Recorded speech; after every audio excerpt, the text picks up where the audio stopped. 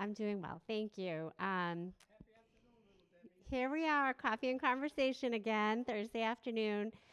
Today, we're going to be talking about how to stay safely living in your own home. And you might recognize this woman here, Kathy Hassenjager, who's handing out some packets. She's a regular member here at the center, and she's also a real estate agent who put this program together for us.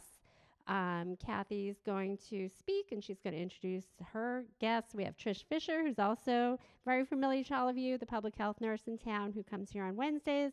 And in the back, we have Ellen Connors, right, who's going to talk about reverse mortgages. So I'm going to hand it over to Kathy now.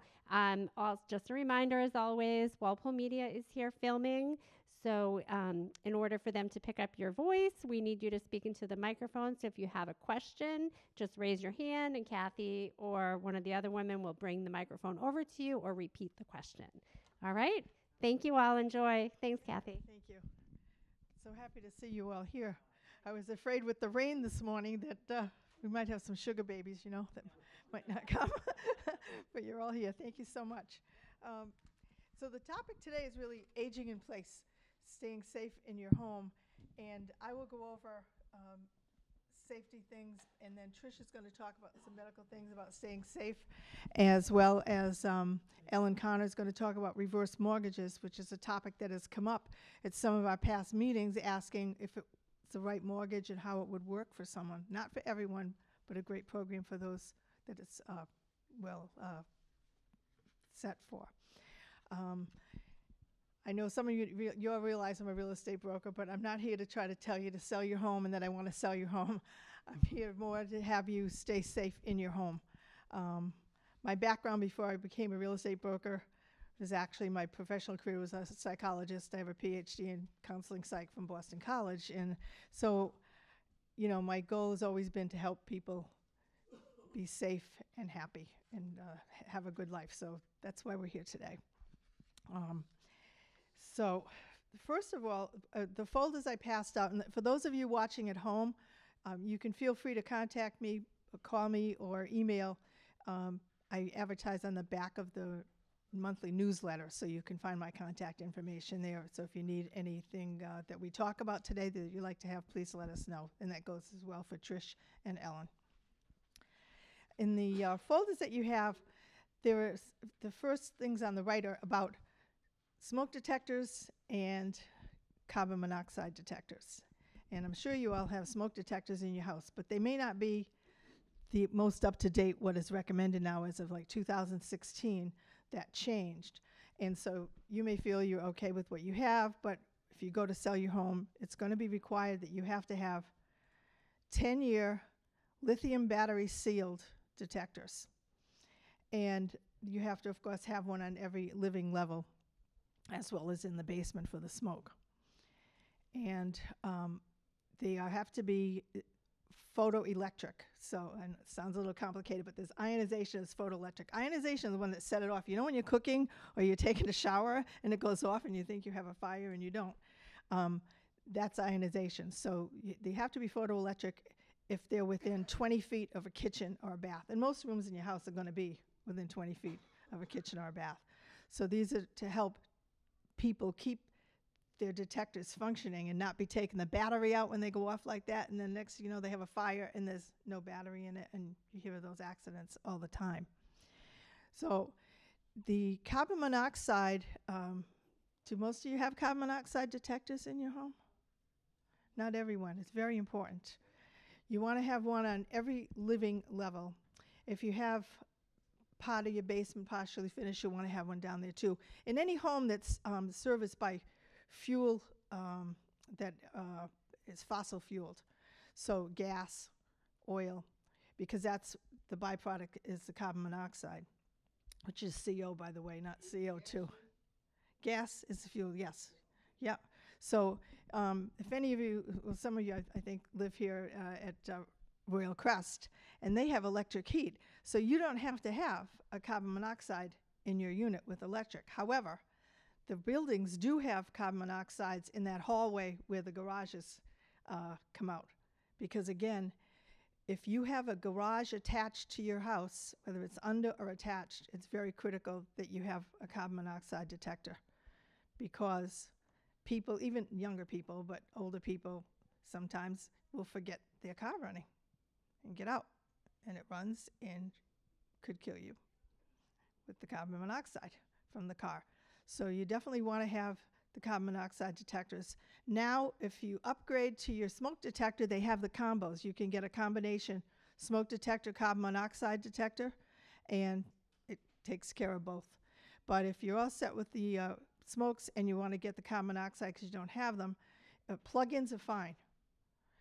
They have to be within 10 feet of every bedroom door, not inside the bedroom, but within 10 feet of the door. So if you have a shorter hallway upstairs where your bedrooms are and you can have a plug in there, if you can't plug it in, you can install it, have someone screw it on the wall for you, you can do it.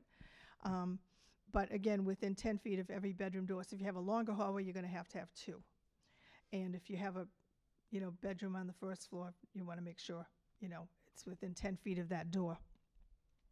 And again, you want to have one in the basement if you have any area finish down there. Some people put them down there anyway. And I keep one near my own bedroom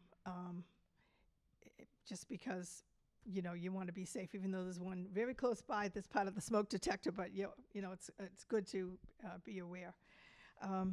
So does anybody have any questions on that? I have electric heat and all, but I still have them up. Good idea. I feel safer. Right, right. It's a good thing. And those you change usually 6 or 7 years. Yes, Bill?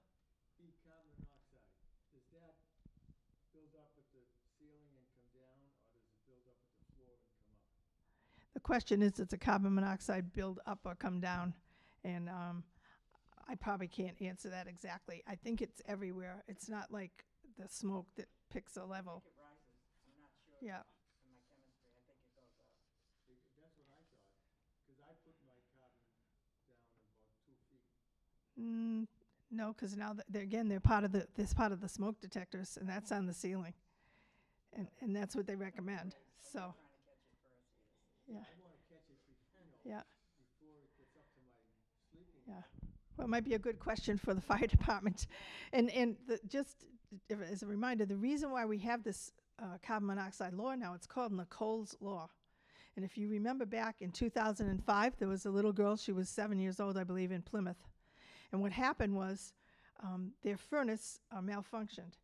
And the newer systems, not new now because now they have a different level to be vented out from, but when the direct vent systems came out, some of you may have a newer furnace or boiler, and they're vented direct out. They're not up through the chimney the way they used to be. You have a pipe coming out like a PVC pipe out the side of the house. Well, they used to just vent it where it was convenient, come out. My own house, I have one, it's probably within 2 feet of the ground and no higher than that. And that's what happened with this house in Plymouth. The furnace malfunctioned. Now, if it's functioning fine, you've got heat coming out of there. So when it snows, you get a snow drift come, it blows it away. I keep watch on my own all the time to see, and it's like a swale of snow away from it because that heat is blowing it. But if it's malfunctioning, as theirs did, it didn't blow the snow away. And the snow covered that vent pipe, filled their home with carbon monoxide, and the little girl died. And that's how Nicole's Law came into being. So you want to be very careful. If you have a direct vent going out from your water heater or from your boiler or your furnace, you want to keep watch on that and make sure if you're vented low that it's clear when it snows. And tell anybody you know that might have that, because it's just kind of a forgotten thing, but it's very serious. Yes, Bill? I slept through a fire alarm in a hotel, and because I did that, one of the people traveling with me now carries with them, every time they stay in a hotel anywhere, a smoke detector and a carbon monoxide detector right in the room with them. That's a good tip. So first we were talking about things, personal safety. I know some of you picked up the new Files of Life. Again, the File of Life has been updated, so if you do have one, you probably have the original one, and it's not that it's bad, but the new ones have updated information for COVID at the top of the card. So you'll fill in your vaccination information also, that if people come for an emergency for you, they'll have your information. So those are over on the table over there. Again, people at home, if you need it, just let me know. And those are supplied by the DA's office from Michael Morrissey. Now, another program that is very helpful to keep you safe at home is Are You OK? Does anyone participate in Are You OK? I have. Just 2 people? It's very, very important and very, very, very helpful. It's run by the sheriff's office, and there's a flyer on it in your folder. And basically, you register, and you choose a time, right, when they're going to call you, and they have a backup number so that if you don't answer, they'll know to contact someone to make sure you are okay. So the information is on that sheet, how to register for it. And you may be very healthy right now and think, well, I don't really need that, but if I get to the point where maybe I'm having little incidents, I'll get on it. But you don't know ahead. That's what an emergency is. You don't know ahead. So it's really a very great program that doesn't cost you anything and help to keep you safe. Probably give your family ease too, knowing you're okay, right? And also in the folder, I did up these telephone cards. So there are helpful numbers there, fire, police, the Council on Aging, of course, but then all other numbers that are handy in town as well as some in the state, like the Registry of Motor Vehicles, Walpole VNA, the Sheriff, the Elder Affairs Hotline, and so forth. So there's a magnet on the back. You can stick it on your fridge. If you got stainless steel, you go on the side because it won't stick on the front, right? And if you want, you can just keep it in a drawer. But those helpful numbers. So now the house itself. We're speaking about smoke detectors, fire drills. I don't know if some of you have a fire plan for your house or not, where you'd meet if there's a fire. But it's a good idea to have a plan of how you're going to get out, especially if your bedroom's on the 2nd floor. If you can sleep on the 1st floor, that's obviously the safest way.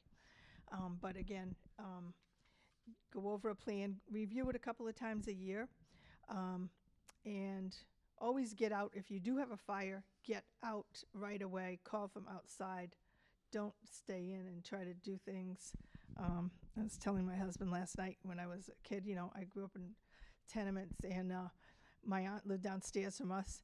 And one day, she started her tenement on fire, but she got all dressed, in her best Sunday clothes, the beautiful velvet hat with feathers and everything, and found her insurance policies. And then she called upstairs to everybody, the house is on fire, and goes out.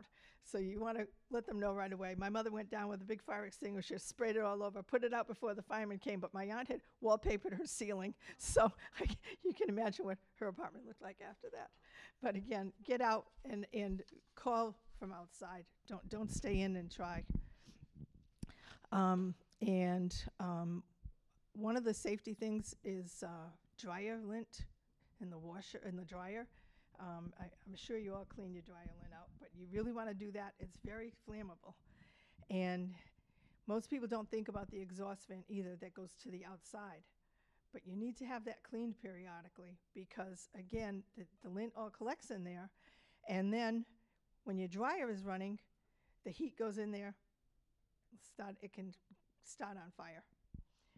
And speaking of fire with the dryer, Mike Larissy, he used to be the deputy chief here in Walpole with the fire department. He used to come on my cable show all the time, and he always kept saying, if you have a gas dryer, do not go out and leave the dryer running. It's very dangerous. The fire underneath the dryer is huge that runs when your dryer is on. And you don't want to leave that fire going when you go out. So important to do that. And by the way, don't use that lint to stuff toys, by the way. Phil Donahue had that on his show one time when he was first new in Dayton, Ohio, when I lived in Ohio, and I was watching his show, and a lady was on doing crafts and said how you could make stuff, animals, stuff them with the lint. I'm like, I called the show. No, don't do that, And none of you have pets? Nobody has pets here? No. Okay. Well, if you know anybody with a pet, I have pet stickers with me for fire. So, you can feel free to take one for somebody in their family. They're really cute. And they're adhesive, and they'll stick on the glass. And you can put, like, how many dogs, cats, birds, whatever, just so they get rescued in a fire. So I have them up here. Feel free to take one of those if you'd like them. Cooking, of course, the two areas where you're going to have problems with safety in the house are going to be the kitchen and the baths, of course.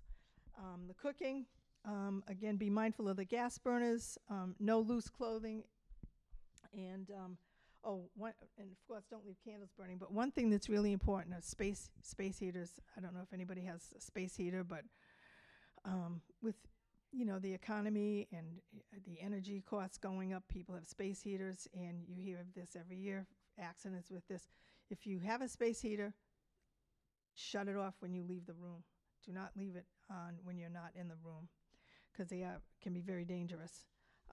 And some of these appliances also give up carbon monoxide as well, so you want to be mindful of that. It's a good idea to have your appliances checked regularly by an appliance specialist to make sure they're functioning fine. Have your boiler and your furnace, of course, serviced, especially if they're oil. You're going to be having those done every year. Gas, people let it go a little longer, but again, you want to make sure that they're functioning fine. Don't smoke in bed, but nobody here probably smokes anymore, right? Okay. So to get to the falls, which is a big thing, first of all, the most important, as I mentioned over there, is like you want to look where you're walking.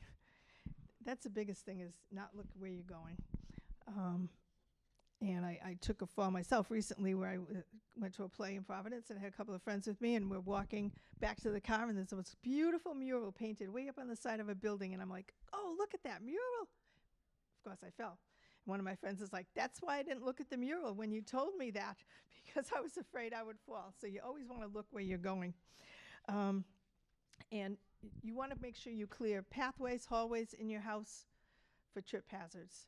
And we don't always see what we're used to. We know where it is. We maneuver around it. But it's a good idea to have, a friend, an outsider. I'd be happy to come to your house. I do this all the time as far as helping people get straightened out. So if you want someone to come in and look and see what could be a danger to you, be happy to do that, or have someone look at your house for you to make sure that you're safe. Don't have electrical cords stretching out. Night lights, hopefully you have night lights in places where you're going to be maneuvering at night. And nobody raise their hands for pets, so you don't have to worry about that, I guess, because one of the things about pets is if you have a dog or a cat, they move around at night. You get up, you go to the bathroom, next thing the dog's there, you fall over the dog.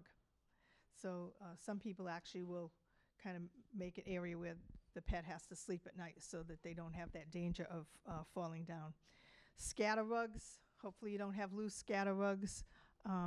They do have the ones that are adhesive and that, but sometimes the edges come up. So again, you have to be careful of that. Again, something that somebody else might notice that you don't notice because it's your rug. There's also recommended to have like non-slip footwear. If you have hardwood floors or tile, slippery, you want to make sure. And some of those things those sock kind of slippers don't have those stick things on the bottom and they just slide. So good to make sure that you have good footing. Thresholds and entryways are important too. Sometimes they'll have a lip on them. One area I've noticed at people's houses is the garage. When you go into the garage from the driveway, you have a little bit of a lip on your floor so that the water doesn't run in from the rain. But again, if you're not looking down or aware of it, or if you're at someone else's house and going into their garage, you got to be careful you don't trip on the edge there. Convenience features. Do any of you have levered door handles?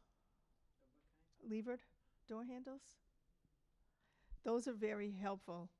Maybe none of you have arthritis too bad yet that you need them, but it's very helpful to have those instead of having to turn the door. The handles that go down, they're like a lever. Grab bars, where those are helpful. In the bathroom. Speaking of the garage, it's also helpful in your garage, coming in from the house, from the garage into the house up those stairs. Have a grab bar there if you have a railing, but the grab bar is great. I know, I wanted to show you. I picked this up. if you have stairs that are slippery, these are, you can, some people just paint the edges of of their treads like yellow or whatever so that they know where the edges of the steps are. But you can actually buy these and they're self-adhesive. They sell them at the hardware stores and they're non-slip. So this can prevent you from falling down. If you have big stairs, sometimes you might have an area where the stairs aren't as big and they sell it as a strip. And it's called Safety Walk. 3M puts this out. But you cut it to the pieces, the sizes that you want. So it's indoor, outdoor. Mm-hmm. So even if you have around a pool or hot tub or anything like that that you're going to be stepping up into or stepping out of, just to help your footing, any place you might feel that you'd need that. So it's not expensive. Like they come in 2-inch wide and 4-inch wide. So the 2-inch wide, they're 15 feet long. The 2-inch wide is about $15, and the 4-inch wide is about $25. But again, you're going to cut it in strips and put it where you need it. The grab bars in the bathroom, again near the showers and tubs, and also near the toilets. You might not have a problem with that yet, but you might one day find out you wished you had a grab bar there. Obviously, elevated toilets are the best, and we're seeing them now in young people's homes too. Before it would just be like, oh, I don't want that, that's kind of ugly, But no, even the young families are doing it now too because it makes sense. It's kind of like the counters now. They used to be low, but now cabinetry, it's all the height. Even if you're a short person, you're just still up here doing it, brushing your teeth or whatever in the bathroom. It's nice to have a convenient height. So the toilets are a really good idea. If you can't afford or to get a new toilet now or not do it right away, they do have the elevated toilet seats that you can, and some of those have railings on them too, so that can help you get back up.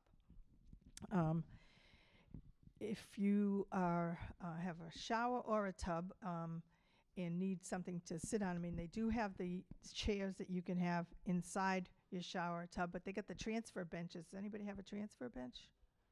Those are really great. It's a wide bench. I had a son who had a bad car accident. When he came home, he needed this, and the seat goes out. You sit on it when you're outside the tub, and you just slide over on that bench right into the tub. And along with that, handheld shower heads are a really good thing to have, so that you're not having to stand in the shower at the tub, but you can, wash up.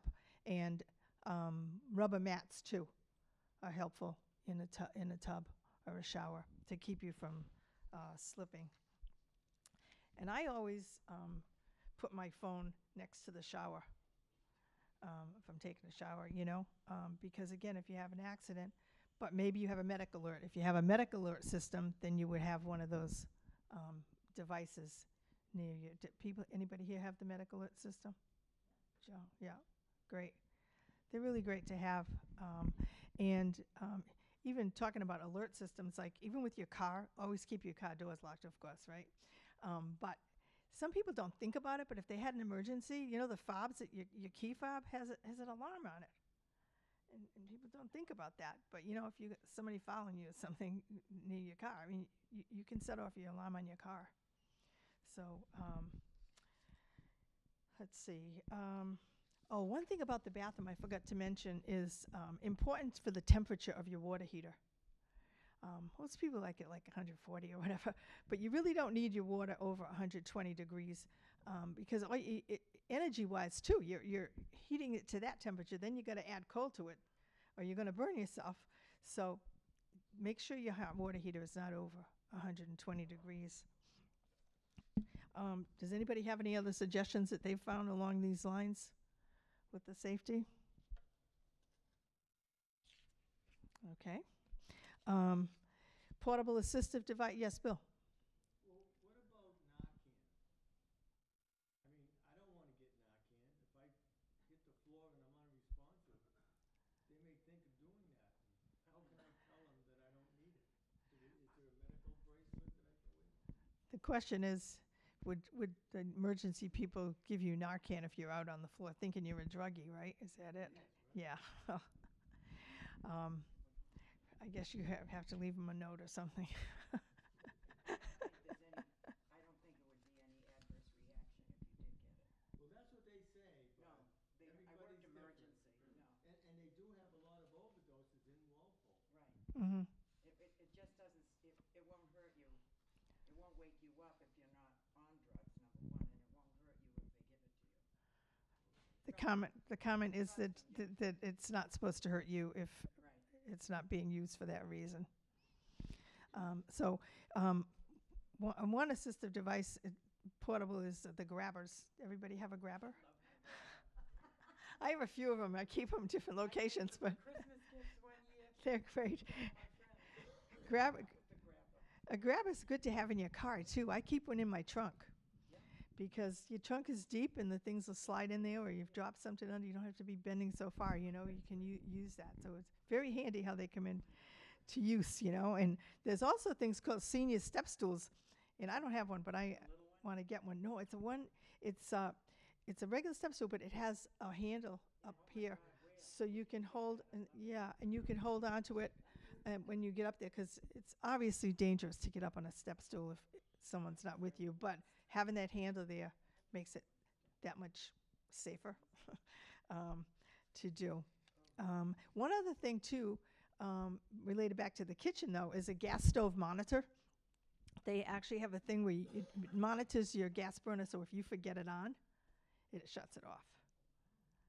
So I haven't seen that. I read about it, but I'm going to look into that a little bit, because that happens with people that aren't old and forgetful too. I mean, with the gas, which is why, like in the 55 and over, a lot of them won't do gas stoves because of that. They have to have an electric cooktop. Yes.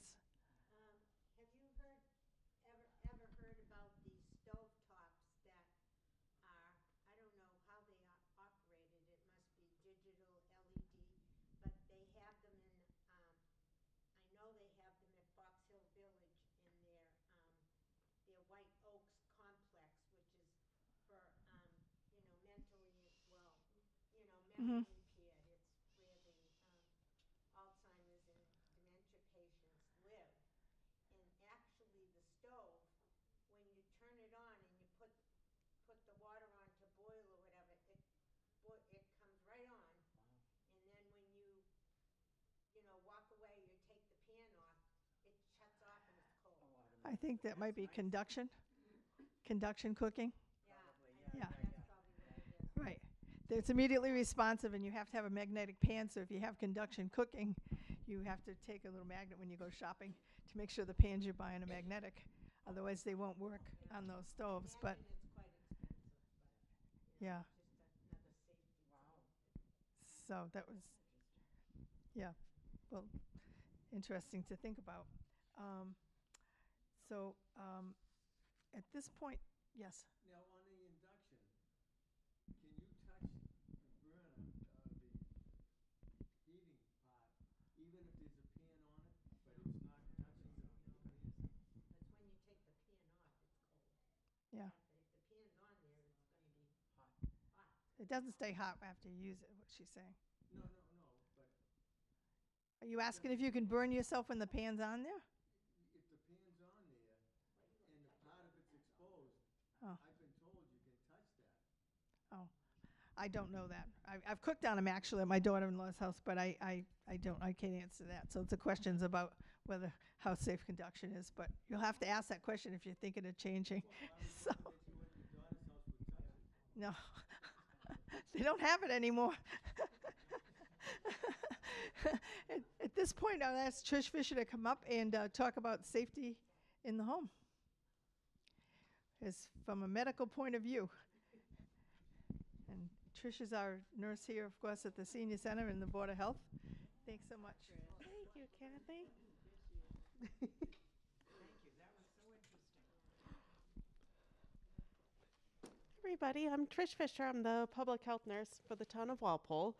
I'm normally out of town hall itself. I'm here on Wednesdays.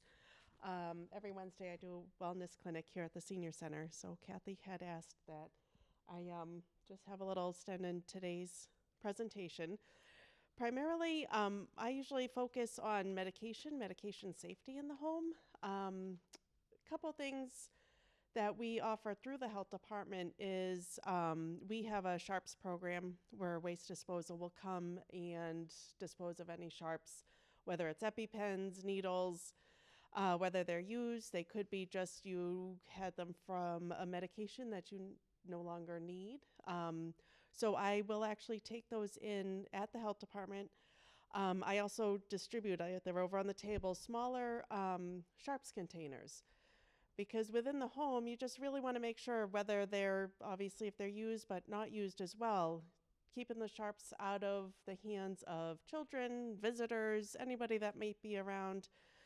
If you don't have actual sharps containers in your house, anything that's puncture proof, like old laundry detergent containers, things like that, you can always get your needles in there. And I'll actually take them that way as well. And like I said, we have a waste disposal that will come and pick them up. Just again, keeping that form of medication safe. Other things are like narcotics, status post surgeries, if it's anything you're on routinely. Most homes don't have locked cabinets, but if you're able to keep them in cabinets that are high up, in a room that's not easily accessible, if you have children over, grandchildren, neighbors, friends, family, again, just to keep anything like that out of the hands of who it's not prescribed for. Medications need to always have their labels on them as you receive them from the pharmacy. If there's ever a question, you always reach out to your primary, to the pharmacist. But keeping those labels on there really helps you keep organized as far as what that medication is, when you need to take it. I know oftentimes people have this already in their home, but I printed out some extra ones. It's always good just to have, aside also from your file of life, which is huge to have, but if you have a medication list, if at any point you need services like a visiting nurse to come in, first thing they're going to look for is what are you on already daily for medications? Because this is now what is additionally prescribed. They're able to just take a quick peek, say, okay, this is what you're on. You need to take this one in the morning. This one's at night. This is why. This is, if we need to flip-flop anything. And it helps keep yourself kind of organized as well. If you've had a busy day, you've been out all day, you come back home, did I take my noontime medication? If you just have something there, whether it's in your bedroom, in your bathroom, in your kitchen, wherever you normally take your medications, to remember, I just feel that always having something written down in front of you is it's huge, just keeping us all in track. I also have over on the table these are very popular, just the weekly pill containers. Again, it's, if you're out and about, busy weekend, a lot of things going on, you come home and it's Sunday and your pill container's still full. It's a great visual reminder that whether you haven't taken all of your medications, maybe some of these are morning, they have pill containers that actually break it up by time of day as well. If you have morning medications, evening medications, they'll break it up morning, evening, per day, just to get a little bit more specific. So I find that these weekly pill boxes are, again, anything visual is really helpful. As I said, any concerns with what you're prescribed or how you're feeling when you're taking a medication, whether it's something you've been on long term with no problems, if you're started on a different medication or some of your health changes a little bit, any symptoms you start to feel, and you might say, oh, I don't know, I've been on this forever, it couldn't possibly be due to this medication. Again, what I often recommend is on wherever you have all your medications written, just start writing little notes like, hey, I'm not feeling so hot when I take such and such in the morning. Run it by your pharmacist, run it by your primary. It might be a type of medication where you never had to take with food, but now, for whatever reason, your body, the way it's processing it, it does better when you already have a full stomach and you're taking this medication. So just being mindful of any changes that you feel, new medications, different medications, discontinued medications, that's another big concern because oftentimes we'll end up with medicine cabinets full of medications that we just no longer take anymore. It adds to a little confusion. It can add to more of an opportunity for those medications to end up in the wrong hands. So every spring, and I think we're hoping to do it twice a year now, the health department, the senior center here, and the Walpole Police Department offer a drug take back day. We did this about a month or so ago at the police station. You can bring in all your old medications, expired medications, medications you're not on any longer, and they will dispose of them. I take anything sharp, any sort of needles. Pill medications the police department will take. They have a vestibule right in their lobby that you can just pop right in there. Or, if there's ever concerned, they will take them on our drug take back days. And then the other big question we have are liquid medications that you no longer need. Because all of our trash actually goes through an incinerator, any sort of liquid medication, we ask that it can go in the trash, but it's best if it's kind of diluted or dried out a little bit. Little things like, anything to take the active ingredients out of it, whether it's water, kitty litter, even baking soda, just to kind of change the consistency a little bit. We don't want anything down the sinks. We don't want anything in the toilets, getting into the waterways, sewers, septic, anything like that. But it's really kind of an important, like changing your smoke alarms. It's every, twice a year even, just going through those medicine cabinets saying, okay, this is something that's been discontinued. I haven't taken this, or what was this medication for? It's always great to go through, keep track of what you have, get rid of what you don't need, and just feel free to question anything that, might have been needed just as a as-needed basis. It's always worth a phone call out to your primary pharmacist. I'm even always happy to help over at the health department as well. But that's, kind of the bulk for medication safety in the home on my end. If there's any questions, be happy to answer. You good? But anything at all, but yes, Bill. The Narcan shot, is Yep. that actually into the heart? Nope. No, the things you see with that is usually like a epinephrine sort of like emergent, cardiac arrest. But the Narcan, no.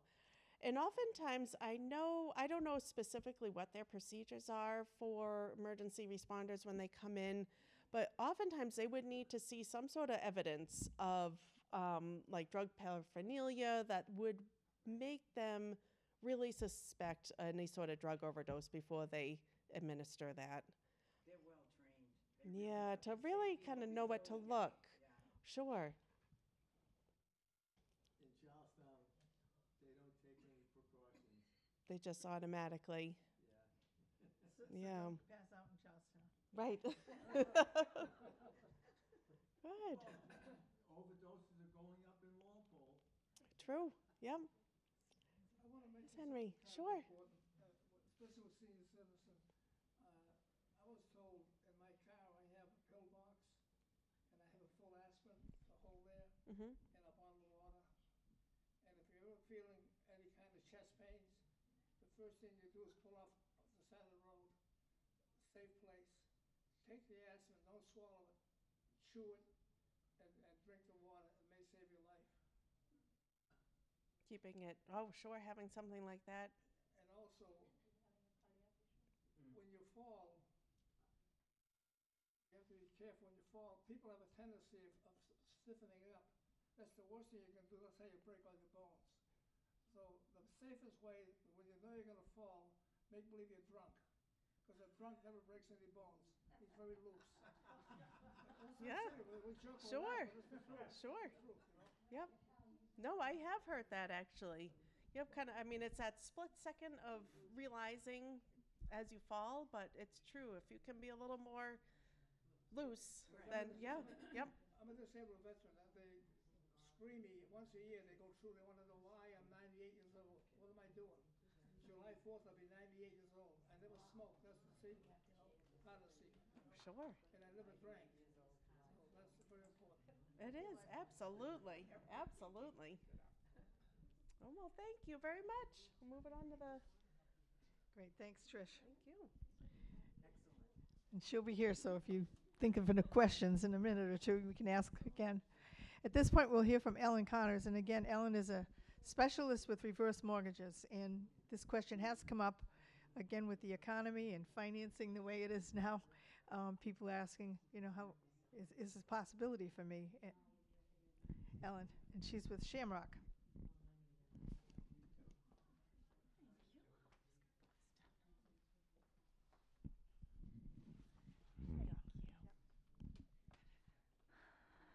Hi, good afternoon. I'm Ellen Connors. Hi. So, yeah.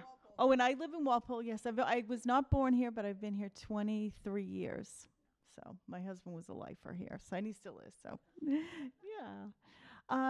So as far as reverse mortgages goes, people always have a lot of questions. They've heard a lot of stories about them, good and bad. It's a really personal decision. I've been doing them specifically since 2008 and specializing in them. And when it's right for somebody, it's really, it brings people peace of mind. They understand how the program works and what it's going to do for them. A lot of times the main reasons that reverses may not work for someone is that, one, the money that they're going to get from their home, because a reverse mortgage is a mortgage. Obviously, it's a debt, and you want to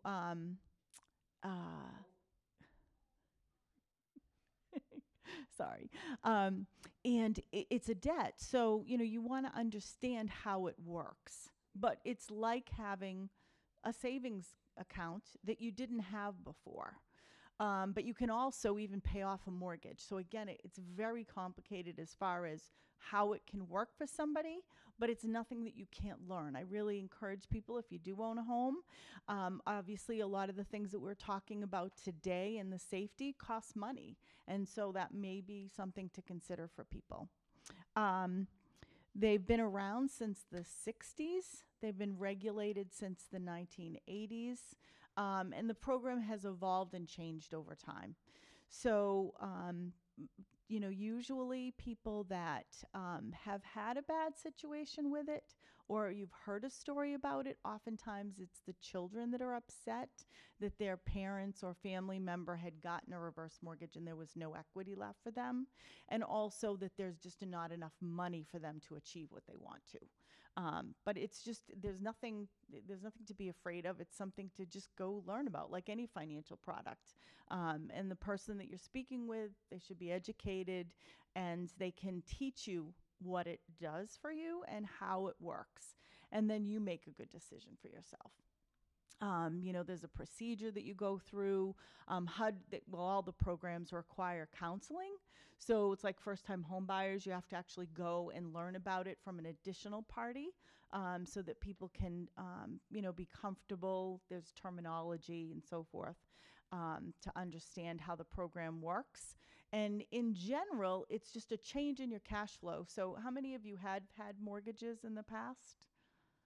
Have you, so you made at some point in time, you may have made a monthly payment, right? So instead of that cash flow coming out, and usually you're working during those times, you have income coming in, you're not on a fixed income. And so that payment comes out of your cash flow from your employment. And as you go into retirement, now your income is fixed.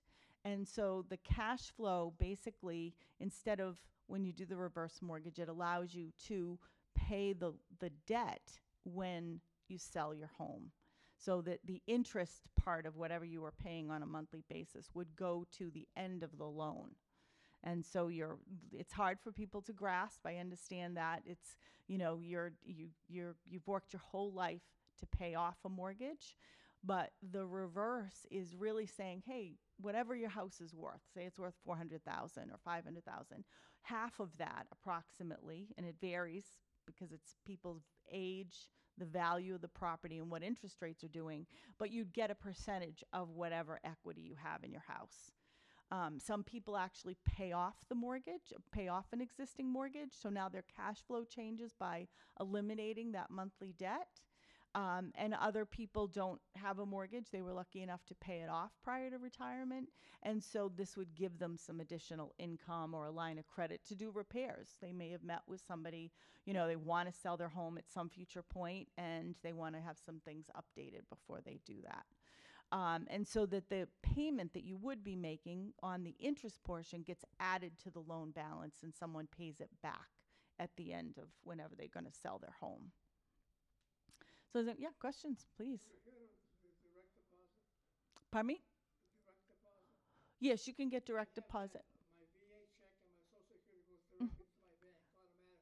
Correct. I don't have to worry about it. Yes. Okay. Yes. And the reverse would do the same thing. Yes. Yes. So if you were using it as a monthly income stream, it's not considered income, but if you were using it for that, yes, you could have it direct deposited. Great question. Yeah. Any other questions? No. Oh. The interest rates, well, it depends. The range. So if you do an adjustable, which works like kind of like a credit card or a line of credit, a HELOC, it's in the 4s or 5s. There are some fixed rate programs, and they can range anywhere from 4 to 7 or 8%.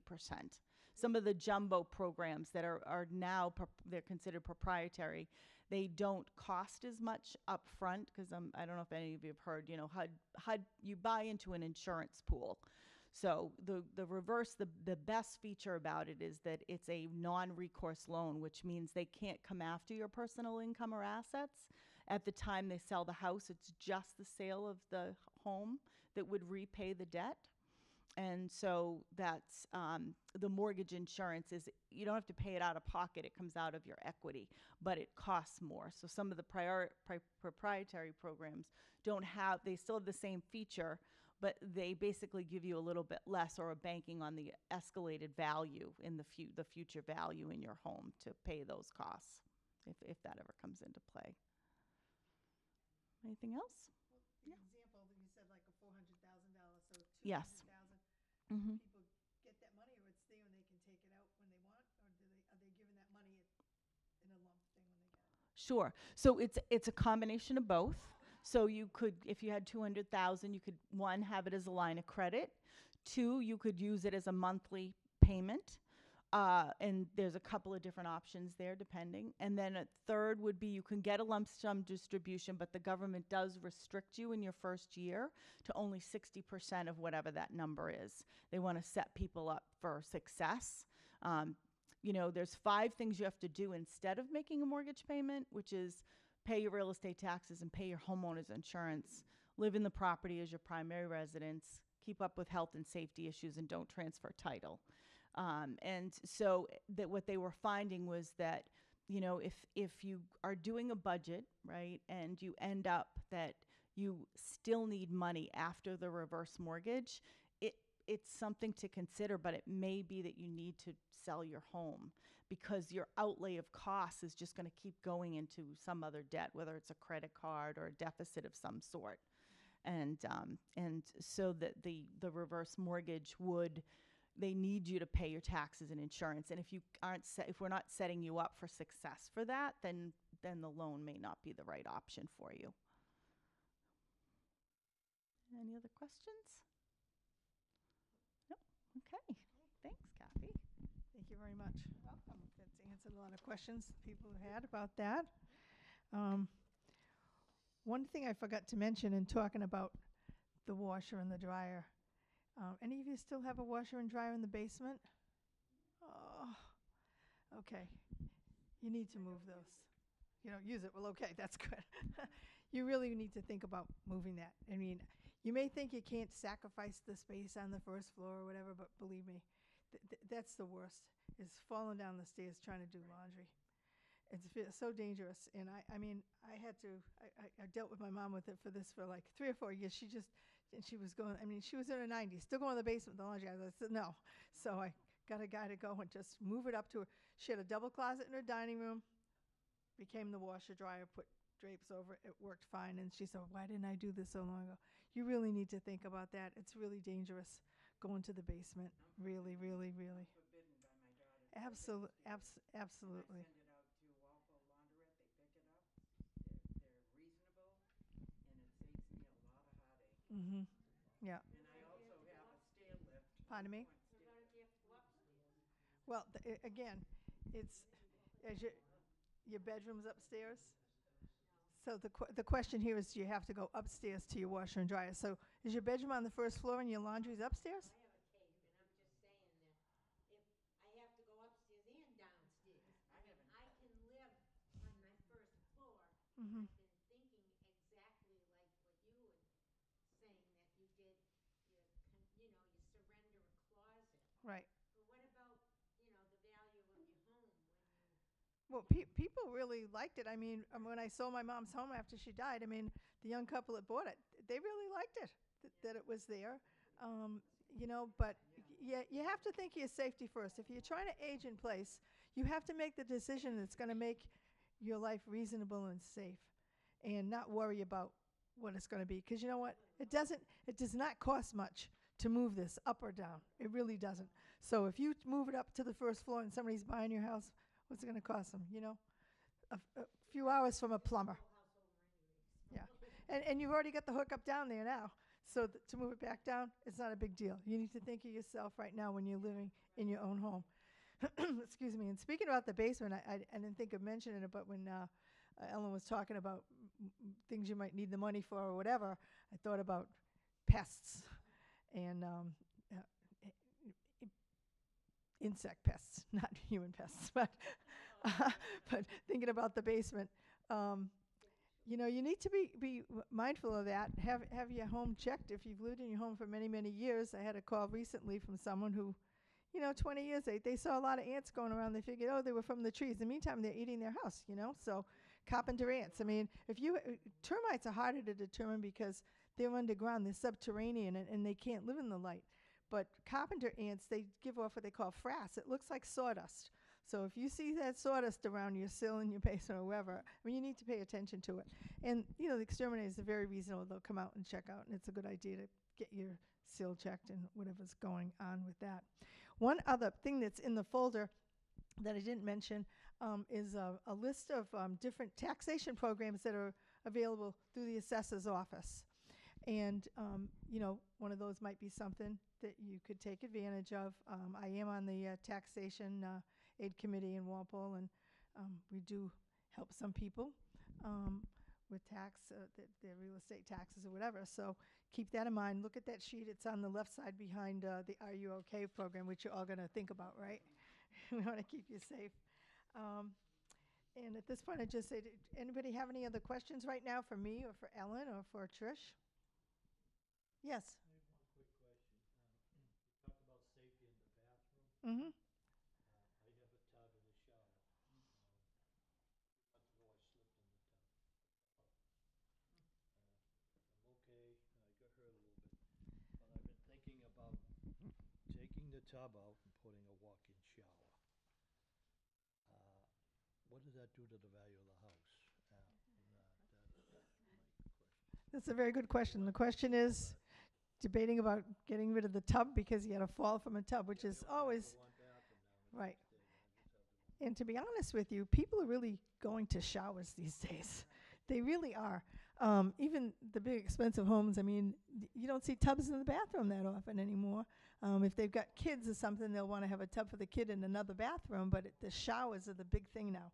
And if you are thinking about doing a shower as a senior, you might want to think about the no-edge shower, which, because typically the shower, you got to step over still a lip to retain the water from the shower. But now they do them where they pitch it in, and it's a roll-in shower. So even if you're in a wheelchair, you can roll into the shower. And we actually, I sold a condo recently, new construction, that the people actually have this kind of shower. It's a great way to go, and I definitely recommend you do that. And I wouldn't worry about the value of the home because, again, the showers are very, very popular now. My bathtub, I have a big contraption that it's about that high. I have a bolt that right through the tub, and you hold on to that when you walk into the tub, Mm. and it works out fantastic. So comment is, it's a an appliance you have that helps you get into your tub. Again, you've got the transfer benches. There's different options, but again, you know, you can even have someone from, you know, a visiting nurse or Trish might have a suggestion for you to just take a look at what your bathroom is like and what the safety concerns would be. Again, if you want, you know, me to come out to your house and take a look and help you with some ideas for making it safe, I'm happy to do that. Or have, again, at least have someone that doesn't live there look at your situation to make sure you've got the clutter cleared up. And clutter in basements is a big thing too. We didn't talk about that, but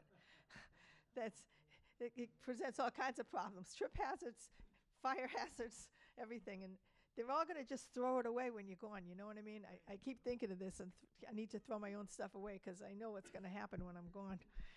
All the stuff that I saved too long. About 19 steps backwards on my stairway. I held my hand on my head.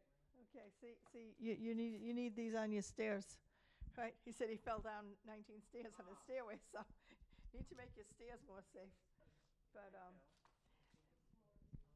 got an Acorn stair lift when I stepped on my last step of my oriental rug on the stairs.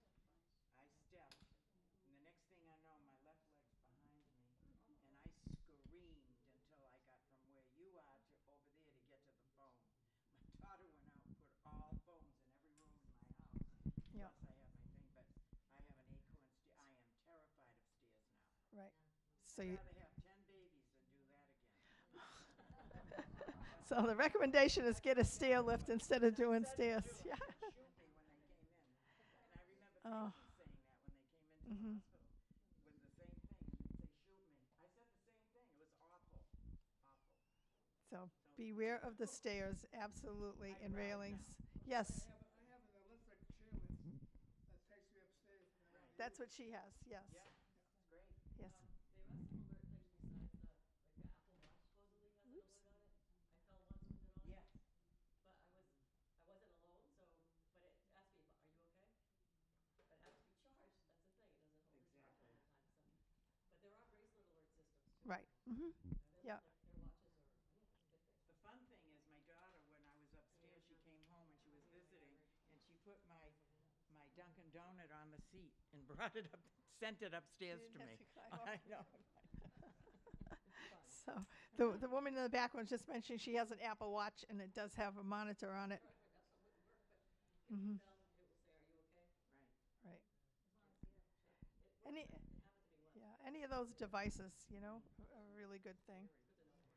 So again, before you go, remember that again, there's the Files of Life. If you haven't already, yours may be older, but they have a new insert in them that has the COVID for you to put your COVID information on it. I have some magazines there that I do. You feel free to take those. And there are also some identity theft little cards that you could put your license or credit card in or whatever you want. Those, and Trish has some medical stuff up there, and Ellen has some reverse mortgage information. I want to thank you all for coming. So happy to see all of you. It's great. Hope to see you again soon.